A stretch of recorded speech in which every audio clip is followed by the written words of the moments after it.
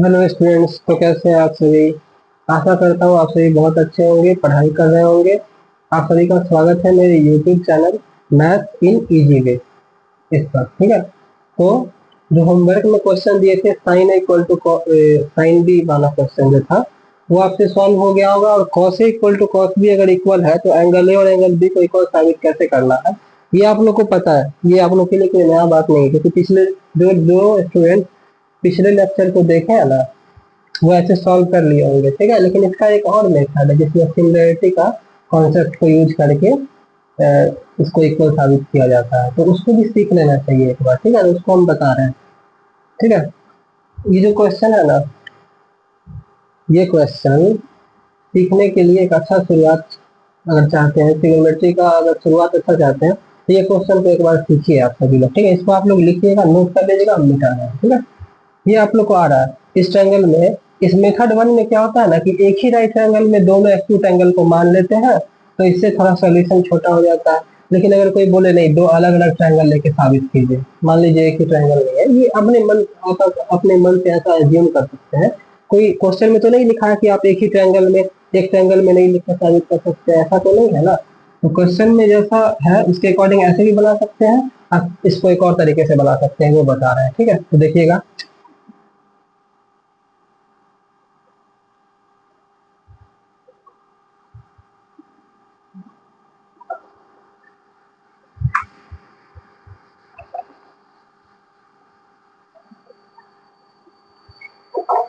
इसमें क्या किया जाएगा, दो ट्रायंगल हम लेंगे, दोनों ट्रायंगल में अलग अलग एंगल ए और एंगल बी होगा।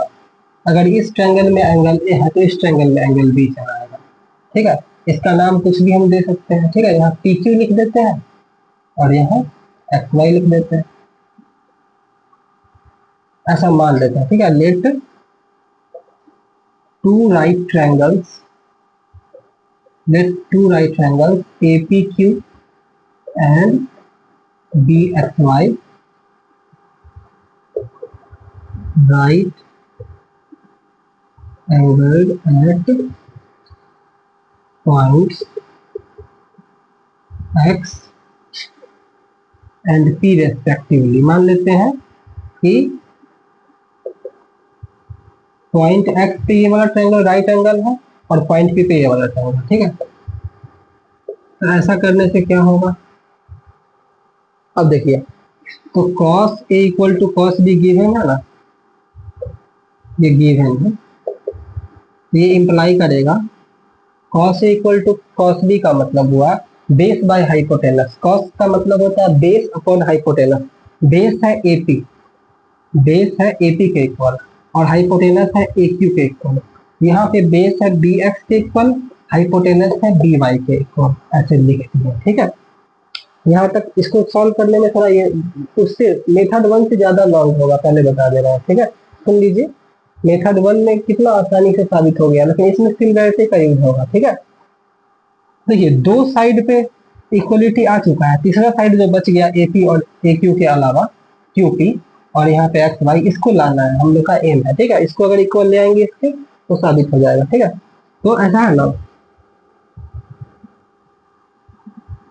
ऐसा लिख लिए। अब पाइथागोरस थ्योरम का भी हम लोग यहाँ पे उपयोग करेंगे। एपी और AQ में हाइपोटेनस कौन है, AQ, ये हाइपोटेनस है। ठीक है, और यहाँ पे हाइपोटेनस है BY। ठीक है, इसको एक लाइन और लिख लेते हैं, इंटरचेंज कर लीजिए। ठीक है, AP बाई BX। अच्छा, ऐसा क्यों कर रहे हैं हम बताते हैं तुरंत। ऐसा ये हम जो ये लाइन लिख रहे हैं वो क्यों ऐसे ही क्यों नहीं बना है, AQ बाय BY ऐसे लिख लिए।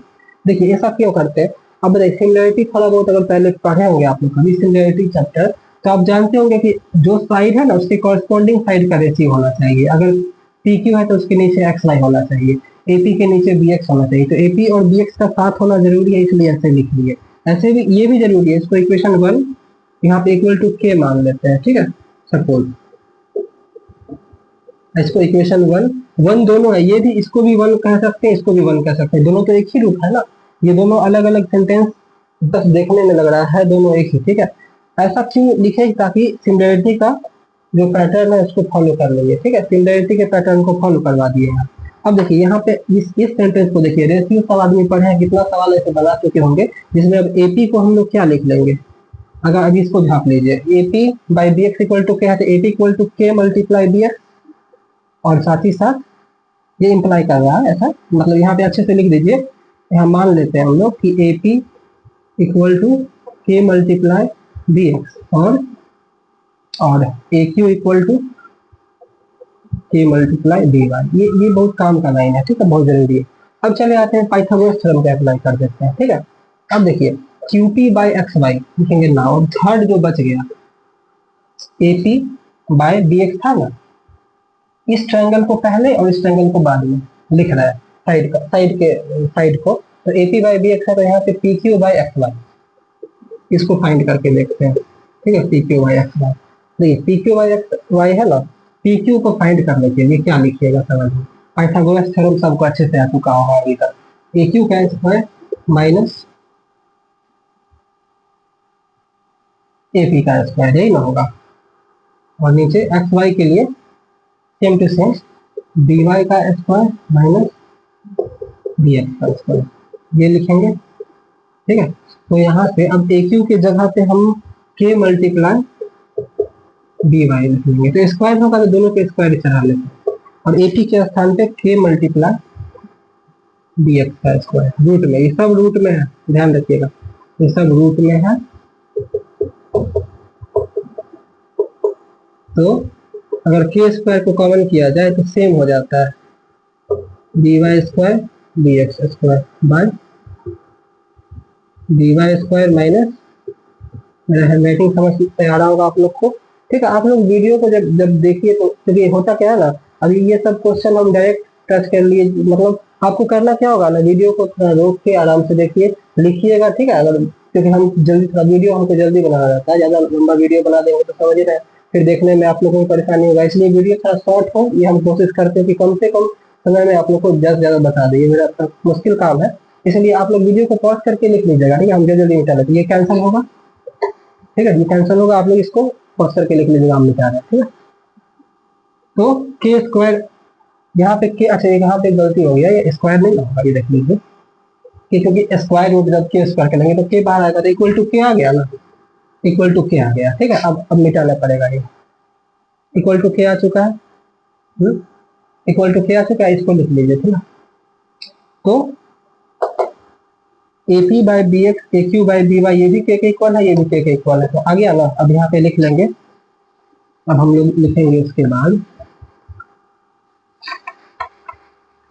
इक्वेशन 1 पीछे लिखे हुए, ये आप लोग को याद होगा, आप लोग के तो नोटबुक में नहीं ना लिखेगा, देखिए क्या लिखे थे, लिखेंगे नाउ, इसको लिख लीजिए 2, इसको इक्वेशन 2 लिख लीजिए, ये जो P Q by X Y equal to किया है, इसको हम लोग ऐसे मान तो सकते हैं ना, यहाँ लिख लेते हैं, यह लिख लेते हैं, इसलिए 10 इस प्रकार ये P Q by X Y भी के इक्वल आ गया, इसको इक्वेशन 2 लिखेंगे, तो फ्रॉम 1 एंड 2, फ्रॉम 1 एंड 2 ये बात साबित हो गया कि A P by D X equal to A Q by D Y, और ये भी के, पूरा के इक्वल था, ये भी के इक्वल है, तो P Q by X Y, equation 1 साबित हो गया। एसएसएस रूल जो होता है सिमिलरिटी का, उसके द्वारा लिख सकते हैं, इसलिए ट्रायंगल ए पी क्यू जो है ना वो सिमिलर हो गया ट्रायंगल बी एक्स वाई के, बाय एसएसएस रूल, ठीक है, बाय एसएसएस सिमिलरिटी क्राइटेरिया लिखने का जगह यहाँ नहीं, रूल लिख लेते हैं, रूल क्राइटेरिया एक ही बात है, इसलिए जब जो ट्रायंगल सिमिलर होता है तो उसका सारा एंगल इक्वल होगा, इसलिए angle A equal to angle B, इसलिए angle A equal to angle B proved हो गया, ठीक है। मतलब इस तरह से भी साबित कर सकते हैं, तो जिनको सिमिलरिटी अच्छे से आ रहा है उनके लिए बहुत आसान है ये, और जब सिमिलरिटी हम खुद अपने वीडियो में पढ़ाएंगे तो आपको ये एकदम आसान लगेगा, इससे आसान कुछ नहीं ऐसा। अगर बच्चे से कोई भी चैप्टर समझ लीजिएगा अच्छे से, कोई भी चैप्टर को अच्छे से समझ लेने से क्या होता है, आसान लगता है, अब मुश्किल इसीलिए क्योंकि आप ठीक से समझे नहीं है या ठीक से उसको पढ़े नहीं है, ठीक है। तो इसको आप लोग लिख लीजिएगा, ठीक है। इसके बाद एक और क्वेश्चन ला रहे हैं,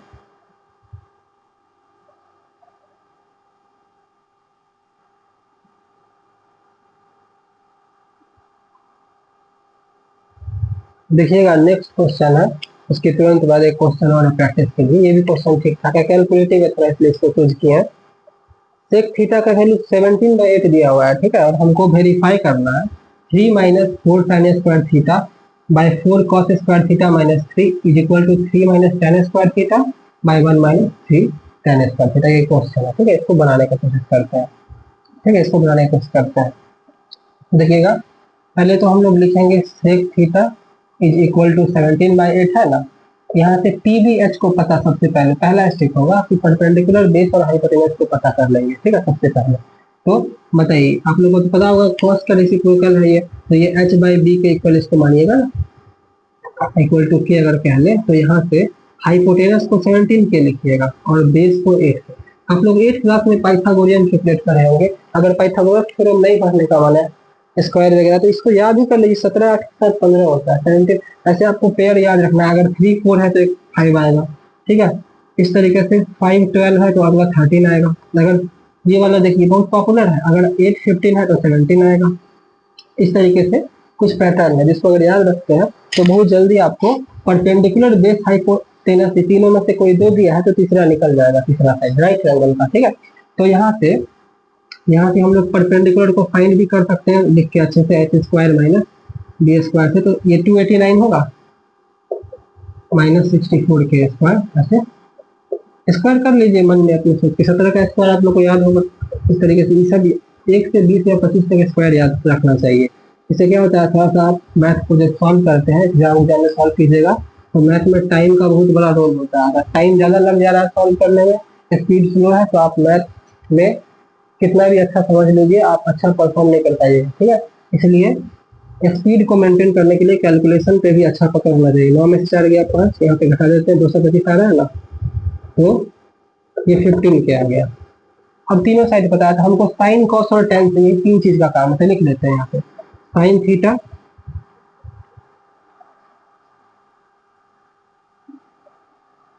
देखिएगा, साइन थीटा का मान और कॉस थीटा का और टेन थीटा का सबका मान यहाँ पर लिख देते हैं। साइन थीटा का मान कितना होगा, परपेंडिकुलर बाय हाइपोटेनस ना, तो 15/17। कॉस का वैल्यू होगा बेस बाय हाइपोटेनस 8/17।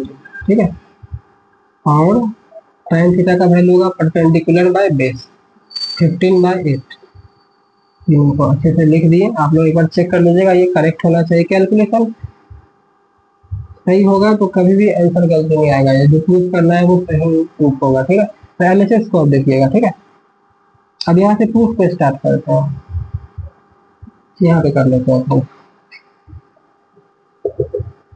जो एलएचएस है इसको ध्यान से लिखने की जरूरत है। 4 sine square theta 4 cos square theta minus 3, 4 से मल्टीप्लाई होगा साइन स्क्वायर थीटा, तो साइन स्क्वायर थीटा का मतलब 225/289, 15 और 17 का स्क्वायर डायरेक्ट कर दिया गया है। फिर कॉस स्क्वायर थीटा का मतलब 64/289,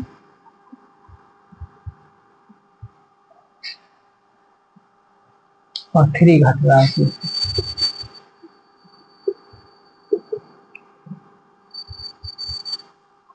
225 को अगर 4 से गुना करेंगे ना तो आएगा 900,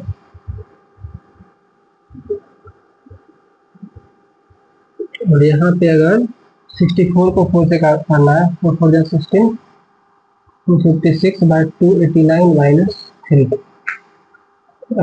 तो इस साइड का हम बिता रहे हैं, लिख लीजिएगा, आप लोग लिख चुके होंगे।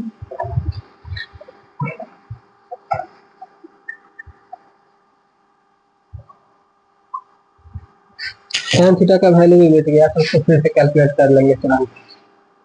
तो कितना रहा एलएचएस,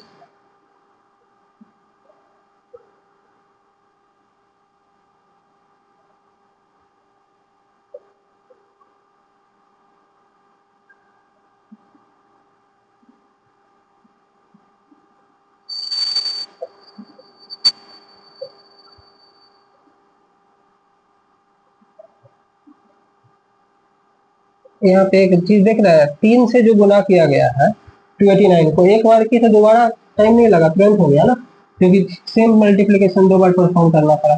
तो यहाँ पे 3 से 70 होगा और 30 तो 33 आ रहा, माइनस का 33 289 एक्चुअली कैंसिल ही कर लीजिए, नहीं 289 को 289 से तो -33, और यहाँ देखिए तो माइनस हो गया 1 माइनस, तो मैंने इसमें कटा कटा तो आ गया 33/611, ये LHS का वैल्यू है। अब RHS का वैल्यू निकालने के लिए tan थीटा कितना होगा, देखिए यहाँ पे मिट गया, उसको लिख लेते हैं। P कितना था, B कितना था, H कितना था, जल्दी बताइए।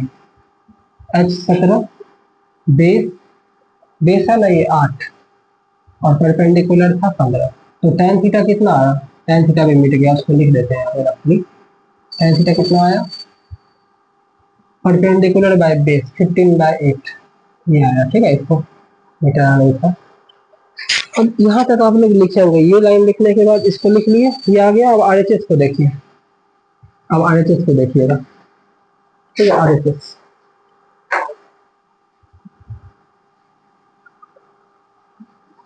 अब ध्यान से देखिए, RHS को प्रूफ कर रहे हैं। RHS को भी अगर इतना ला दिया जाए 33/611 तो साबित हो जाएगा 3 minus tan square theta by 1 minus 3 tan square theta, ठीक है। 3 मल्टीप्लाई नहीं, 3 multiply 3 minus tan square theta का मतलब 15 और 8 का स्क्वायर 225/64, और यहाँ पे 3 इंटू 225/64, 225 बोले थे ना, 225 इस तरीके से बनाइए।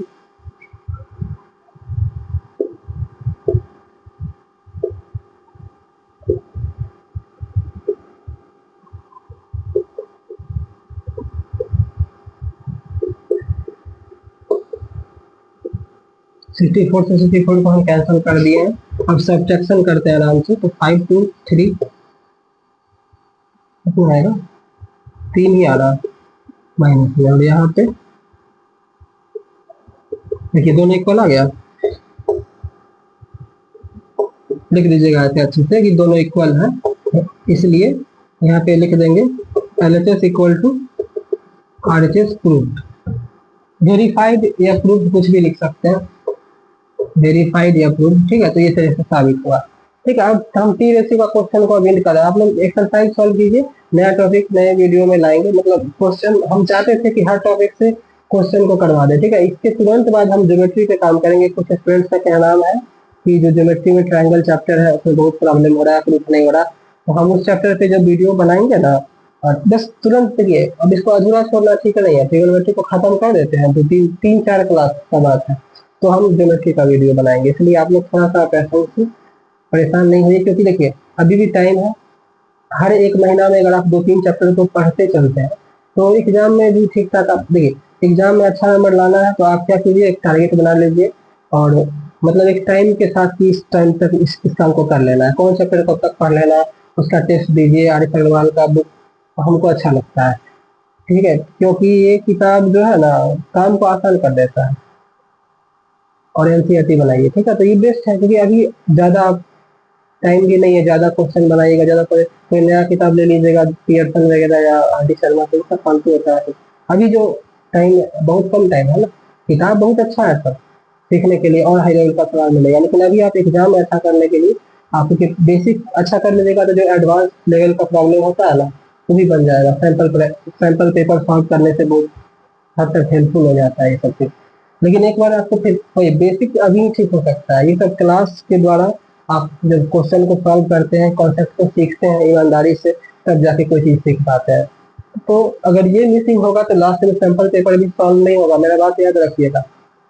ऐसा नहीं, अगर आप चैप्टर वाइज तैयारी नहीं कीजिएगा तो मिक्स चैप्टर के क्वेश्चन को नहीं सॉल्व कर पाएगा। इसीलिए अभी हर चैप्टर पे 10-10 दिन एटलीस्ट आप खुद से घर पे अपने लिए निकालिए, और 10 दिन एक चैप्टर पर लगातार वर्क कीजिए, तब जाके उस चैप्टर को समझ पाएगा, उसका बेसिक जो फंडामेंटल कॉन्सेप्ट है माइंड में सेट होगा। उसके बाद लास्ट में आप सैंपल पेपर सॉल्व करके अपने आप को अच्छा कर सकते हैं, ठीक है। तो इसलिए हम अभी देखिए, हम चाहते हैं तो हम भी मिक्स करके नहीं पढ़ाते, हम पहले जो टॉपिक वाइज चलना पड़ता है, खत्म करेंगे ना इसको तुरंत, आप परेशान मत होइए, ये चैप्टर हमको बस खत्म करने दीजिए, फिर ज्योमेट्री का हम अब बारी है इसके तुरंत बाद, ठीक है। तो वो प्रॉब्लम हम सॉल्व कर देंगे। अभी इतना दिए हैं, होमवर्क कुछ नहीं है, होमवर्क यही है कि अब आपको अपने बुक से क्वेश्चन सॉल्व करना है, और अगर डाउट होता है तो आप उसको मार्क करके रखिए, किसी से पूछ सकते हैं आप, ठीक है। उसको किसी न किसी से डाउट आपको दूर करना ही पड़ेगा उसका, ठीक है। तो हम अभी क्या करते हैं, अब इसके बाद जो नेक्स्ट वीडियो आएगा उसमें पढ़ाएंगे नया टॉपिक। जो नेक्स्ट टॉपिक है, चैप्टर का फर्स्ट पार्ट खत्म हो गया, सेकेंड पार्ट स्टार्ट करेंगे। उसमें जो पार्टिकुलर एंगल है 0 degree, 30 degree, 45 degree, 60 degree, 90 degree, इन पांचों एंगल्स का सभी 6 रेशियो के साथ क्या क्या वैल्यू आता है इसको बताते हैं। जो इंपॉर्टेंट क्वेश्चन है फिर से ऐसे 5 सवाल लाएंगे, कंप्लीट 5 सवाल जो ढंग का हो, एकदम तरीका, जो क्वेश्चन आपको पूरा कॉन्सेप्ट सिखा दे। तो हम इसको यहीं पर समाप्त करते हैं, ठीक है। तो समय कम पड़ जाता है, बहुत सारा बात अभी कह भी नहीं पाया आप लोग को, मतलब पढ़ाने को इतना कुछ है, सिखाने को इतना कुछ है कि टाइम कम पड़ जाता है, ठीक है। तो अगर आप अच्छे से इसको लिखिए, अगर कोई त्रुटि हो तो उसके लिए हम आप लोग से सॉरी कहते हैं। त्रुटि मतलब अगर कहीं कोई नंबर जैसे यहाँ 2 to 5 है, सब कुछ कैलकुलेशन तो सही है भगवान की कृपा से, बट अगर कोई तरह का त्रुटि हो तो आप उसको हमको कमेंट में बताइएगा, सर ये गलती है। आप रिव्यू दे सकते हैं कमेंट में अपना कि सर ये आपका गलती है या कुछ भी, आप अपना रिव्यू शेयर कमेंट में कर सकते हैं। और कोई दिक्कत भी हो ना, जब हमको एक्स्ट्रा टाइम मिलेगा तो आपका डाउट भी जो पार्टिकुलर होगा उसको लेके वीडियो बना देंगे फुर्सत में आराम से। लेकिन अभी सीक्वेंस में चलने दीजिए प्लीज, ठीक है, अभी सीक्वेंस में चलने दीजिए।